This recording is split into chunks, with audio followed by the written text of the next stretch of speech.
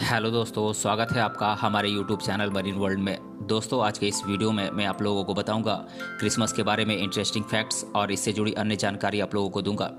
दोस्तों, वीडियो में आगे बढ़ने से पहले मैं आपसे रिक्वेस्ट करना चाहूँगा कि अगर आपने अभी तक इस चैनल को सब्सक्राइब नहीं किया है तो इसे ज़रूर सब्सक्राइब कर लीजिएगा और अगर वीडियो अच्छा लगे तो इसे शेयर ज़रूर कीजिएगा। तो चलिए दोस्तों, इस वीडियो को स्टार्ट करते हैं। दुनिया में सबसे बड़ा फ्लोटिंग क्रिसमस ट्री ब्राज़ील के रियो डी जेनेरियो में है, जो 278 फुट लंबा है। बेल्जियम, नॉर्वे, स्वीडन और हॉलैंड में क्रिसमस ट्री की टहनियों का उपयोग भूत भगाने में किया जाता है। इन देशों में मान्यता है कि क्रिसमस ट्री की टहनियों को रोपने से भूत प्रेत और बुरी आत्माएं भाग जाती हैं।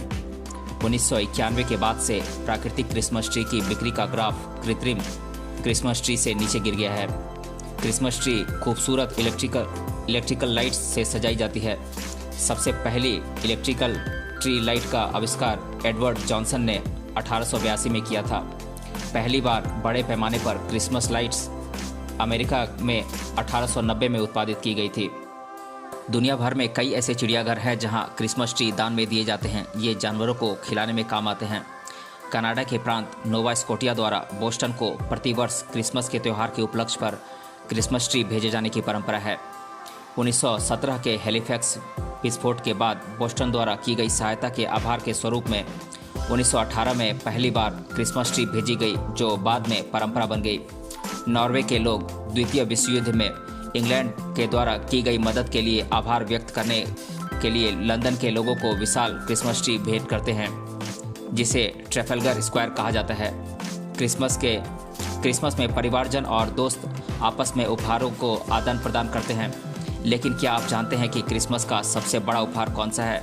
यह उपहार है स्टैच्यू ऑफ लिबर्टी। वर्ष 1886 में स्टैच्यू ऑफ लिबर्टी फ्रांस द्वारा यूएसए को क्रिसमस उपहार के रूप में भेंट किया गया था। ग्वाटेमाला में वयस्क लोग नए साल के दिन तक क्रिसमस उपहार का आदान प्रदान नहीं करते हैं। क्रिसमस पार्टी में कई देशों में टर्की खाई जाती है, लेकिन टर्की हमेशा से क्रिसमस पार्टी का हिस्सा नहीं था। इंग्लैंड का पारंपरिक क्रिसमस पार्टी वास्तव में सुअर का सिर और मस्टर्ड यानी कि सरसों था। रॉयल्स के क्रिसमस मेनू में 1851 में टर्की ने स्वान का स्थान ले लिया। क्रिसमस पुडिंग प्रारंभ में किशमिश और शराब का बना हुआ एक सूप हुआ करती थी। आर्मेनिया में पारंपरिक क्रिसमस ईव पर पार्टी में तली हुई मछली, सलाद और पालक खाई जाती है। जापानी क्रिसमस ईव पर केएफसी में खाते हैं। जापान में यह एक लोकप्रिय परंपरा है। इसके लिए ग्राहकों को 2 महीने पहले ही अपनी सीट बुक करानी पड़ती है। इटली में क्रिसमस डिनर 4 घंटे से भी अधिक समय तक चल सकता है। अधिकांश इटालियन परिवारों में क्रिसमस डिनर 7 कोर्सेज से भी अधिक का होता है। क्रिसमस के मौके पर लोग घर घर जाकर कैरल सॉन्ग गाते हैं। कैरल गाने की परंपरा अंग्रेजी रीति रिवाजों पर आधारित है, जो लोगों के अच्छे स्वास्थ्य और भाग्य की कामना के साथ गाई जाती है। असीसी के सेंट फ्रांसिस ने इस परंपरा को अपनाया और इसे कैरोलिंग के आधुनिक रूप में बदल दिया। दुनिया भर में सबसे ज़्यादा लोकप्रिय कैरल गीत जिंगल बेल्स 1857 में जेम्स पियरपॉन्ट द्वारा मैसाचुसेट्स अमेरिका में लिखा गया था। वास्तव में ये कैरल गीत न होकर एक धन्यवाद गीत था। जिंगल बेल्स अंतरिक्ष में गाया गया पहला गीत है। यह 16 दिसंबर 1965 को अंतरिक्ष यात्रियों टॉम स्टैफोर्ड और वैली सीरा द्वारा गाया गया था। क्रिसमस कैरल गीत साइलेंट नाइट इतिहास में सबसे अधिक रिकॉर्ड किया गया क्रिसमस गीत है। 1978 के बाद से इसके 733 से भी अधिक एडिशन कॉपीराइट किए जा चुके हैं। साइलेंट नाइट क्रिसमस कैरल के बारे में कहा जाता है कि यह ऑस्ट्रिया में फादर जोसेफ मोहर द्वारा लिखा गया था, जो अपने ऑर्गन के टूट जाने पर भी क्रिसमस के लिए संगीत बनाने के लिए दृढ़ संकल्पित थे। यह गीत सबसे पहले गिटार पर बजाया गया था। अब तक का सबसे ज़्यादा बिकने वाला क्रिसमस सॉन्ग बिंग क्रॉस्बी का व्हाइट क्रिसमस है। दुनिया भर में इसकी 50 मिलियन से भी अधिक कॉपी बिक चुकी है। सबसे ज़्यादा कमाई करने वाली क्रिसमस फिल्म जिम कैरी की how the Grinch stole Christmas है। मारिया कैरे की गीत all I want for Christmas is you के नाम हॉलीडे गीत के चार्ट में हाईएस्ट रेटिंग पाने का खिताब है। इसके म्यूजिक वीडियो में सांता मारिया के तत्कालीन पति टॉमी मोटोला अभिनय करते हुए नजर आए थे। क्रिसमस के अधिकांश लोकप्रिय गीतों जैसे कि winter Wonderland, chestnut roasting, I am dreaming of a white Christmas आदि की रचना ज्यूइश लोगों द्वारा की गई थी। इंग्लैंड के 74 वर्षीय लेखक और गायक सर जेम्स पॉल मैकार्टनी अपने क्रिसमस के गीतों से प्रतिवर्ष लगभग $500,000 की कमाई करते हैं। हालांकि लोगों के अनुसार ये उनके सबसे बुरे गाने होते हैं। क्रिसमस पर बच्चों को उपहार में गोल्ड चॉकलेट कॉइन्स दिए जाने का भी रिवाज है।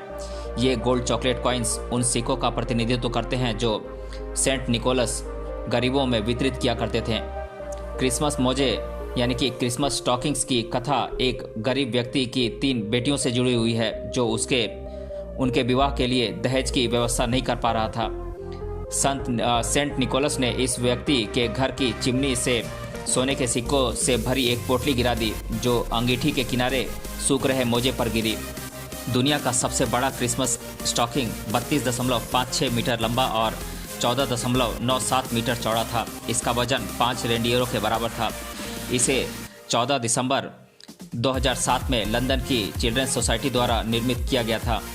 क्रिसमस क्रैकर्स की इजाज़त थॉमस स्मिथ ने 1847 में लंदन में की थी। क्रिसमस क्रैकर्स मूल रूप से कॉकस कहलाते थे और माना जाता है कि इसका नाम कॉसेक सोल्जर्स के नाम पर रखा गया था जो घोड़े पर बैठकर हवा में अपनी बंदूकें चलाया करता था। क्रिसमस क्रैकर्स की परंपरा एक पुराने फ्रांसीसी रिवाज से आई है जिसमें कागज से लिपटे हुए मीठे बादाम उपहार में दिए जाते थे।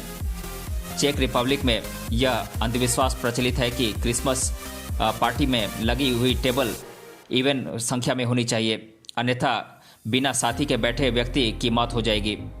पोलैंड में क्रिसमस की सजावट में प्रतीकात्मक मकड़ी और मकड़ी के जाले लगाए जाने की परंपरा है। इसके पीछे धारणा है कि सबसे पहले मकड़ियों ने यीशु के लिए कंबल बुना था। इस कारण मकड़ियों को संपन्नता और अच्छाई का प्रतीक माना जाता है। क्रिसमस के अवसर पर भूत प्रेतों के डरावने किस्से और कहानियां सुनाने की बात कुछ अजीब लगे, लेकिन पिछली सदी तक कई देशों में यह प्रथा चलन में थी जो अब समाप्त हो चुकी है। 1960 से स्वीडन, नॉर्वे, डेनमार्क, फिनलैंड और आइसलैंड में क्रिसमस ईव पर डोनाल्ड डक कार्टून देखे जाने की परंपरा है। क्रिसमस के दौरान आयरलैंड के न्यू फाउंडलैंड के निवासी ममर्स का भेष बनाकर घर घर घूमते हैं जहां मेजबान उन्हें पहचानने की कोशिश करते हैं। बोलिविया के लोग क्रिसमस ईव पर मिसा डेल गैलो नामक उत्सव मनाते हैं। इस उत्सव में मुर्गों को सामूहिक सम्मान दिया जाता है क्योंकि ऐसी मान्यता है कि यीशु के जन्म की घोषणा करने वाला पहला जीव मुर्गा था। मध्यकालीन परंपरा के अनुसार क्रिसमस के 12 दिनों में हर दिन मिन्स पाई खाने से व्यक्ति सौभाग्यशाली होता है। क्रिसमस की एक प्राचीन कथा के अनुसार यदि आप क्रिसमस की पूर्व संध्या पर ब्रेड बनाते हैं तो वह हमेशा ताज़ा रहेगी। हालांकि ऐसा कोई प्रमाण नहीं है कि यह कथा सत्य है क्योंकि कभी भी किसी ने भी लंबे समय तक ब्रेड रखने की कोशिश नहीं की है।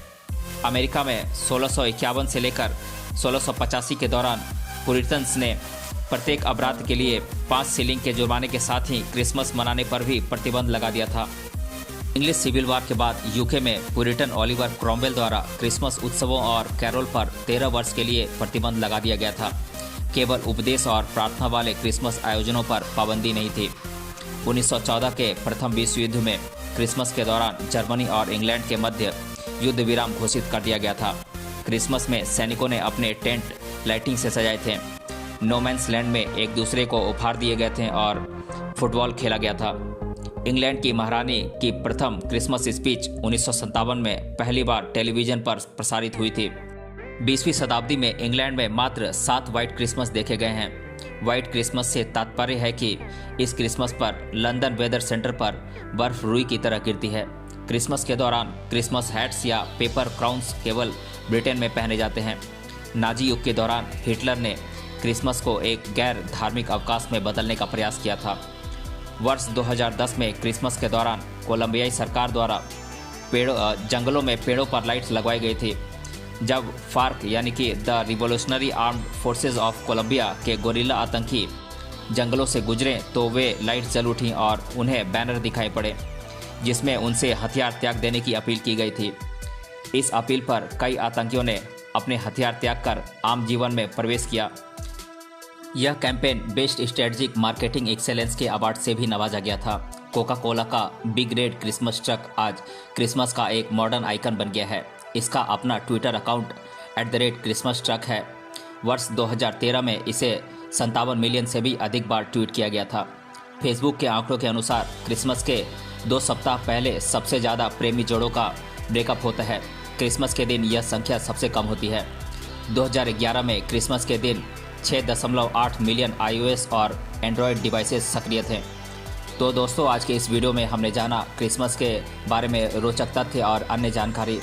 अगर ये वीडियो आपको अच्छा लगा है तो अपने फ्रेंड्स तक इसे ज़रूर शेयर करें और हमें कमेंट बॉक्स में कमेंट करके बताएं कि ये वीडियो आपको कैसा लगा। मिलते हैं अगले वीडियो में किसी अन्य टॉपिक के साथ। तब तक के लिए धन्यवाद।